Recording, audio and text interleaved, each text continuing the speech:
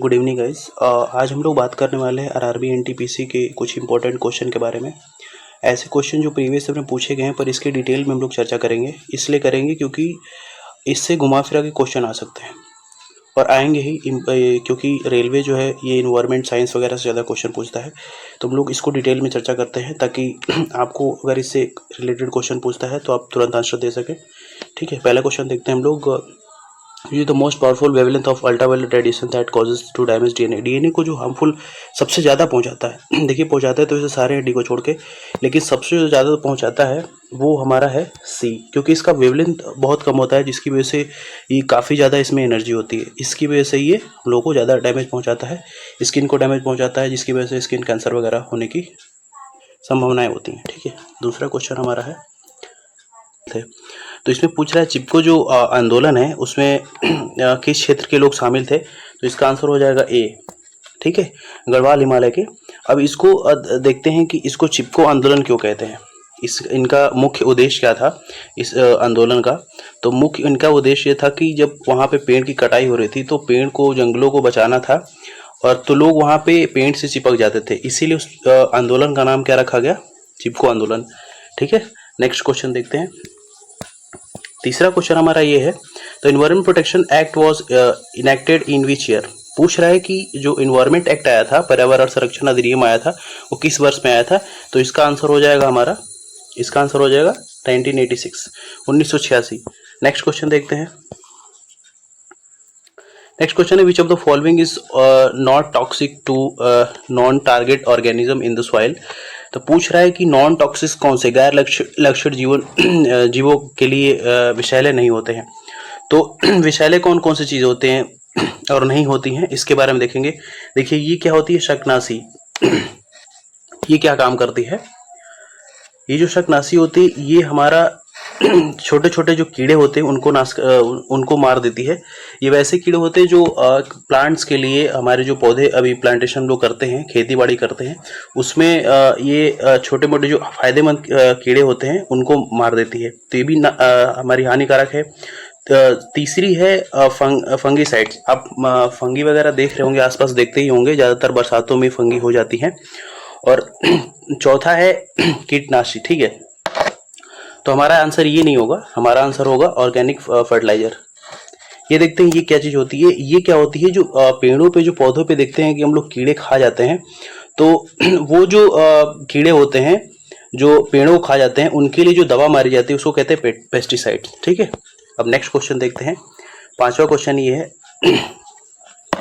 निम्नलिखित में से कौन सी नगरपालिका ठोस अपशिष्ट का स्रोत नहीं है।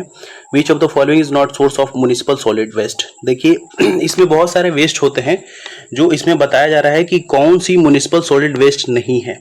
ठीक है, तो म्युनिसिपल का जो भी हमारे देखते होंगे आसपास, जो भी नगर निगम वाले हैं कूड़े उठाने आते हैं, तो वो कौन से वेस्ट को नहीं ले जा सकते हैं उसको, क्योंकि देखिए जो वेस्ट ले जाते हैं उसको रीस्टोर वगैरह करते हैं, तो लोग कौन सा नहीं ले जाते हैं, जो रेडियो एक्टिव होता है वो नहीं लेके जाते हैं।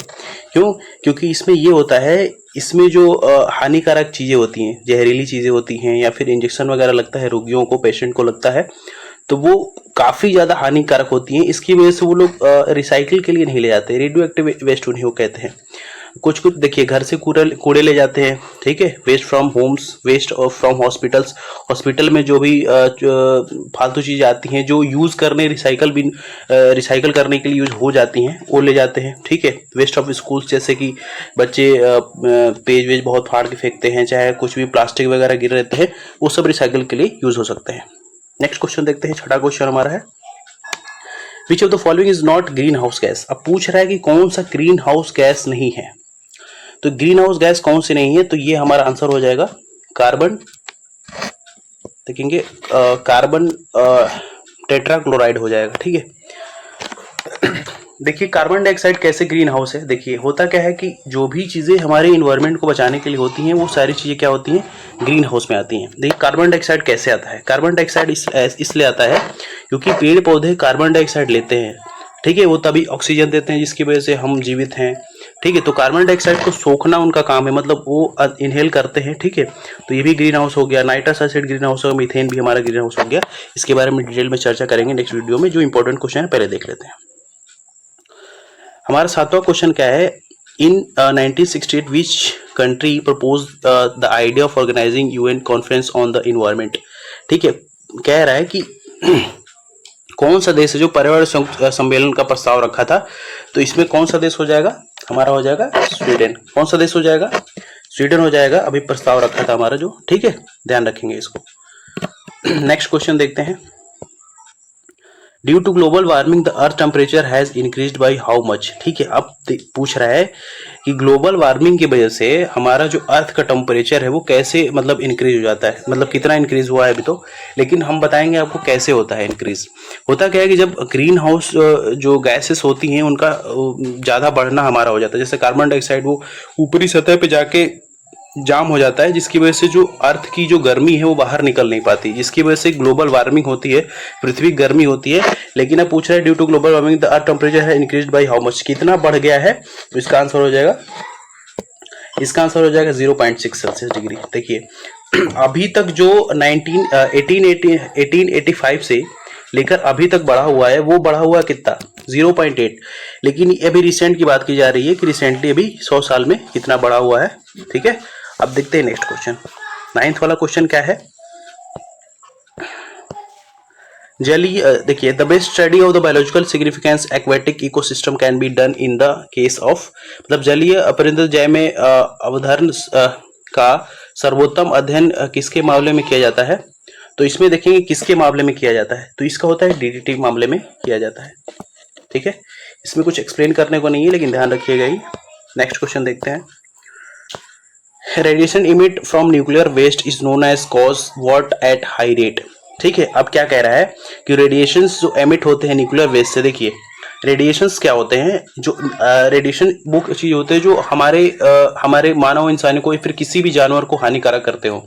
ठीक है, न्यूक्लियर से जो भी रेडिएशंस निकलते हैं वो काफ़ी ज़्यादा हार्मफुल होते हैं, जैसे कि अभी देखिए कि जो जापान में हिरोशिमा नागासाकी में जहाँ पे न्यूक्लियर बॉम्ब का जो विस्फोट हुआ था, जिसकी वजह से अभी तक वहाँ के जो लोग हैं वो काफ़ी बुरी तरह से झेल रहे हैं। ठीक है, तो हमारे किस चीज़ को बहुत ज़्यादा खतरनाक तरीके से हानिकारक पहुँचाता है, वो म्यूटेशंस। देखिए म्यूटेशंस क्या होता है, म्यूटेशंस का मतलब ये चीज होता है कि डीएनए को जो हानिकारक पहुंचाता है उसी को म्यूटेशन कहते हैं। ठीक है, कुछ भी अगर हमारे इन्वायरमेंट पे होता है, जैसे सन की रेडिएशंस पड़ती हैं हमारे स्किन पे पड़ने से कैंसर होने का बिल्कुल वो निश्चित रहता है कि स्किन से कैंसर होने का जो भयंकर बीमारी हो सकती है उसमें। ठीक, कैंसर होना तय रहता है, क्योंकि स्किन में जो अल्ट्रावायलेट रेडिएशन अभी आपको बताया ऊपर कि अल्ट्रावायलेट सी जो रेडिएशन है वो काफ़ी ज़्यादा उसकी शॉर्ट वेवलेंथ होती है, जिसकी वजह से स्किन को हानिकारक होता है, स्किन को हानि पहुँचाता है, और उसकी वजह से क्या होता है, हमारा कैंसर होने की संभावना बढ़ जाती है। ठीक है, इसीलिए ज़्यादातर लोग आजकल धूप से बचना चाहिए, क्योंकि बहुत ज़्यादा टेम्परेचर हाई रहता है, जिसकी वजह से स्किन जली हो जाती है और इसमें भयंकर बीमारी बढ़ने की संभावना हो सकती है। तो आप लोगों को यही सजेस्ट करूँगा कि धूप से बच कर रहें। ठीक है, नेक्स्ट तुम्हारा नेक्स्ट क्वेश्चन है question number 11, the fine powder obtain from the recycled form of plastic is called what. पूछ रहा है कि प्लास्टिक के पुनर्चक्रित रूप से प्राप्त महीन पाउडर को क्या कहा जाता है, तो इसको क्या कहते हैं, पॉलीब्लेंड कहते हैं। ये इंपॉर्टेंट है, ध्यान रखें। पॉलीब्लेंड का ज़्यादातर यूज होता है रोड वगैरह बनाने में, उसकी मजबूती के लिए पॉलीब्लेंड का हम लोग यूज़ करते हैं। इंपॉर्टेंट क्वेश्चन है, ध्यान रखिएगा, पूछा जा सकता है। निम्नलिखित में से कौन सी चिमनी का स्रोत नहीं है, which of the following is not source of chimneys. देखिए चिमनीज क्या होता है, जहाँ पे कुछ भी, चिमनीज का मतलब होता है कोई इंडस्ट्रियल इलाका या फिर कोई जहाँ जैसे ईंटें वगैरह बनते हैं, ज़्यादातर उन्हीं को चिमनीज कहते हैं। तो इसमें कौन सी स्रोत नहीं है, अब देखिए रिवर नहीं है यहाँ पे, क्यों नहीं है, क्योंकि रिवर बाई कैसे स्रोत हो सकती है। अब जो चिमनीज वगैरह होती हैं वो तो काफ़ी ज़्यादा हानिकारक होती हैं। ठीक है, अब नदी तो नहीं है, नदी क्योंकि पवित्र चीज़ है, लेकिन इंडस्ट्रियल इलाका है, जो इंडस्ट्रियल इलाका से हम लोग काफ़ी वेस्टेज निकलते हैं, जैसे कि कोई भी सामान बनता है तो इतना कार्बन डाइऑक्साइड धुआं निकलता है, वो पहुंचाता है हार्मफुल। थर्मल पावर प्लांट क्या होता है, जहाँ पे थर्मल आग से बिजली बनाई जाती हो, उसको थर्मल पावर प्लांट कहते हैं। स्मेल्टर्स क्या होते हैं, जहाँ पे प्लास्टिक लोहे वगैरह पिघलाए जाते हैं, वहाँ से भी गंदी धुआं निकलती है। ठीक है, तो ये चीज़ हो गए हमारे। नेक्स्ट क्वेश्चन देखते हैं, Which of the following is cannot considered a measure to control global warming। ठीक है, कह रहा है कि इनमें से कौन सा उपाय ग्लोबल वार्मिंग को नियंत्रित करने के रूप में नहीं माना जा सकता। ठीक है, ग्लोबल वार्मिंग को नियंत्रित करने में कौन सी चीजों को नहीं माना जा सकता, तो हमारा होता है कॉज ऑफ डिफॉरेस्टेशन, ठीक है। जैसे वनों को कटाई कर रहे हैं तो भैया कैसे रोक रहे हैं हम लोग, वनों की कटाई जितना करेंगे उतना ही नुकसान पहुंचाएगा। अभी हमने ऊपर बताया कि अगर हम लोग कार्बन डाइऑक्साइड को और ज़्यादा हम लोग बाहर छोड़ रहे हैं, अगर प्लांट उनको ले नहीं पाते हैं तो इसकी वजह से ग्लोबल वार्मिंग बढ़ेगी, ठीक है। तो इसीलिए हमारा डिफॉरेस्टेशन जो है बिल्कुल गलत है। आप फॉरेस्ट को बचाइए, आपके लिए सही होगा। आजकल इन्वायरमेंट इतना गर्म इसीलिए हो रहा है क्योंकि पेड़ों की हम लोग कटाई कर रहे हैं, कार्बन डाइऑक्साइड कहीं यूज हो नहीं पा रहा है, वो इन्वायरमेंट में ऐसे फैल रहा है जिसकी वजह से गर्मी दिन प्रतिदिन और बढ़ती चली जा रही है। और इसका जो अभी बताया मैंने 0.6% अभी सेल्सियस डिग्री बढ़ चुकी है, ठीक है। नेक्स्ट क्वेश्चन है which of the following is not toxic on target organism in the soil, ठीक है। अभी मैंने बताया कि टारगेट कौन सी चीज़ नहीं होती है, तो ये ऑर्गेनिक फर्टाइल होती है, ठीक है। इसमें क्या होता है देखिए, ऑर्गेनिक फर्टाइल क्या चीज़ होती है मैं आपको बताता हूँ। ऑर्गेनिक फर्टिलाइजर वो चीज़ होती है जैसे कि पौधे के लिए क्या बढ़िया चीज़ हो, जैसे खाद हो गया, गोबर हो गया।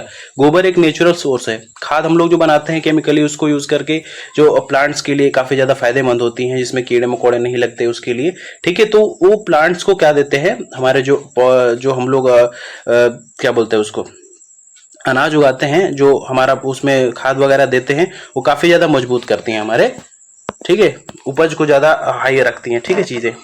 अब 15वां क्वेश्चन ये है कि what is the primary agents that help the break down biodegradable substances in domestic waste water. देखिए अब क्या कह रहा है कि वेस्ट वाटर जैसे नाली की पानी होगी, गटर की पानी होगी, ये सब वेस्ट वाटर है, इनका हम लोग यूज नहीं कर सकते दोबारा, तो ये सब क्या हो गए, वेस्ट वाटर हो गए। अब पूछ रहा है कि इसमें कौन सी ब्रेक डाउन।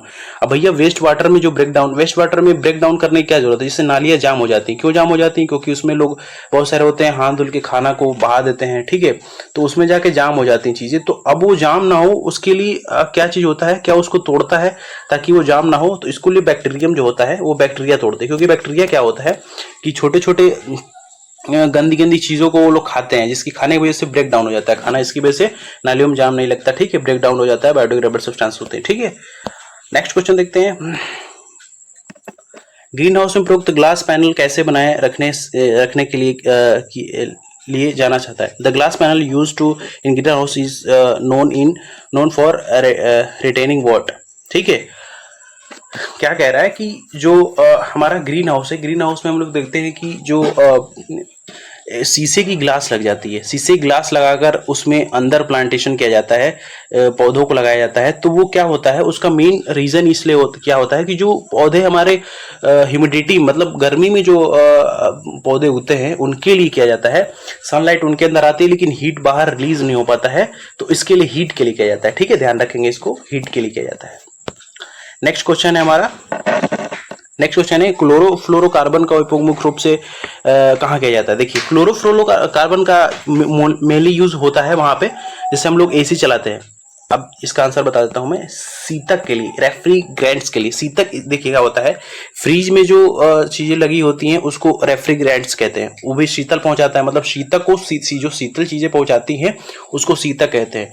तो फ्रीज में क्या होता है, क्लोरोफ्लोरोकार्बन होता है, जिसकी वजह से हमारी जो पानी ठंडा हो जाता है, उसमें फ्रीज कुछ भी चीजें ठंडा कर देता है। वैसे ही सेम चीज एसी में होता है। अब इसके लिए क्या, एसी में भी क्लोरोफ्लोरोकार्बन यूज किया जाता है, लेकिन अब क्लोरोफ्लोरोकार्बन क्या होता है, हमारी ओजोन लेयर को बहुत ही ज्यादा नुकसान पहुंचाती है।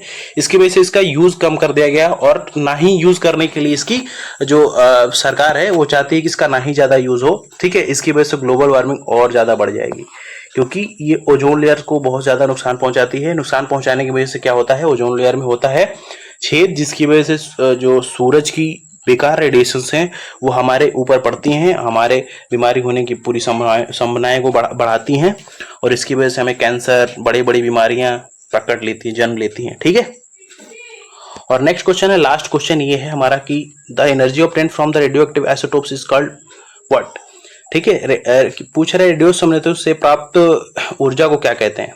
देखिए जो एनर्जी है वो रेडियो एक्टिव से प्राप्त होता है, जैसे कि मान लीजिए ये बताइए रेडियो एक्टिव क्या होता है। मैंने बताया कि भी सूर्य की गर्मी मतलब सूर्य की रोशनी, वही तो रेडियो हमारे नुकसान पहुंचाती है, तो वो उसके लिए कहाँ पे यूज किया जाता है, सोलर ऊर्जा में यूज किया जाता है, ठीक है। तो इसका आंसर हो जाएगा हमारा सोलर एनर्जी में यूज किया जाता है। सोलर एनर्जी क्या होता है, सोलर पैनल है, उस पर सूर्य की रोशनी पड़ती है, ठीक है, उसकी वजह से हम लोग इलेक्ट्रिसिटी बनाते हैं। ये भी एक तरीके से क्या हो गया, ग्लोबल वार्मिंग को बचाने के लिए ही काम हो सकता है। ठीक है, हम लोग एक तरीके से सूर्य की रोशनी जो वेस्टेज होती है, रेडिएशंस होते हैं, उसका हम लोग यूज कहाँ कर रहे हैं, बिजली बनाने के लिए। ठीक है, तो गाइज बताएंगे कि आपको कैसा लगा वीडियो। अगर अच्छा लगता है तो लाइक एंड सब्सक्राइब करें चैनल को। फिर से मिलते हैं नेक्स्ट वीडियो में इंपॉर्टेंट क्वेश्चन के साथ, और यही एक्सपेक्टेड क्वेश्चन होंगे, बिल्कुल आने की संभावना है, तो जुड़ना ना भूलें। ठीक है, धन्यवाद।